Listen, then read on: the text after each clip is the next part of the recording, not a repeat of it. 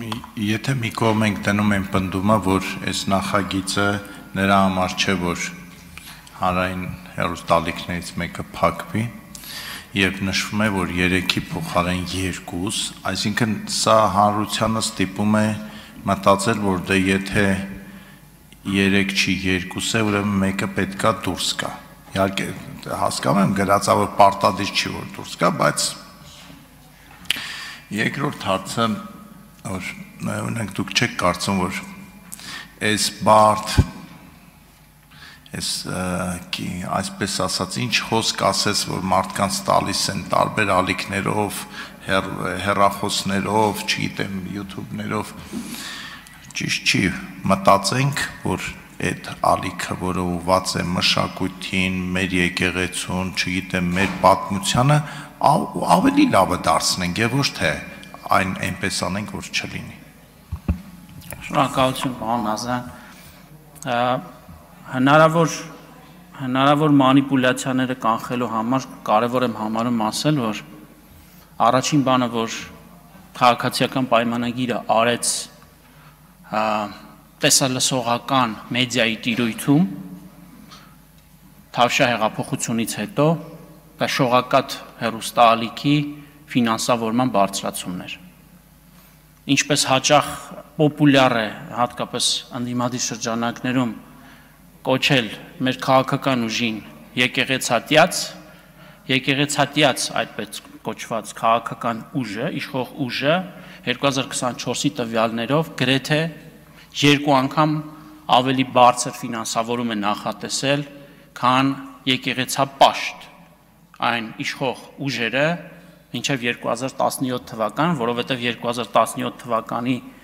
ընդունված, իսկ մենք հիշում ենք, թե ովքեր էին կառավարող ուժը 2017 թվականին, 18 թվականի համար նախատեսված շողակաթի գումարը շուրջ 2 անգամ ավելի պակաս էր, քան մեր կողմից ֆինանսավորումը, որ հատկացվում է շողակաթին։ Մյուսը արձագանքի ժամանակ կասեմ։ Խնդրեմ արձագանք։ Շարունակեք։ Եթե կարելի է հիշեցնեք առաջին հատվածը։ Ես եմ որ 3 հիմա դառնում է 2։ Դա հանրությանը ստիպում է մտածել, որ մեկը դուրս է գալիս։ Այդ ինչու։ Երբ որ կարելի է այդ ալիքը ավելի լավացնել, ավելի ուժեղացնել, չգիտեմ, ի վերջո հանրային հեռարձակողը պետք է մտածի այդ մասին, կարծում եմ, ոչ թե փակելու ճանապարհով գնանք, այլ լավացնելու ճանապարհով գնանք։ Պարոն Ազարյան, ես եւս մեկ անգամ գուցե ստիպված լինեմ կրկնել, որ համենայն դեպս կառավարությունում նման շեշտադրումներով քննարկում տեղի չի ունեցել եւ այստեղ ես ներկայացնում եմ կառավարության դիրքորոշումը, մենք հիմա ձեզ հետ չենք քննարկում որևէ հեռուստաալիք փակելու հարցը եւ ես համարում եմ, որ նաեւ նման իրավասություն չկա օրենքով հեռուստաալիք փակել չփակելու հարց քննարկելու, որովհետեւ գոյություն ունի կոնկրետ մարմին, դա հանրային հեռարձակողի խորհուրդն է, անկախ մարմին է, հանրային հեռարձակող խորհուրդը ինքը կարողանա այդ օրինակ որոշումներ կայացնել։ Ավելին, ես հույս ունեմ նաև, որ շողակաթ հեռուստաալիքը չի փակվի,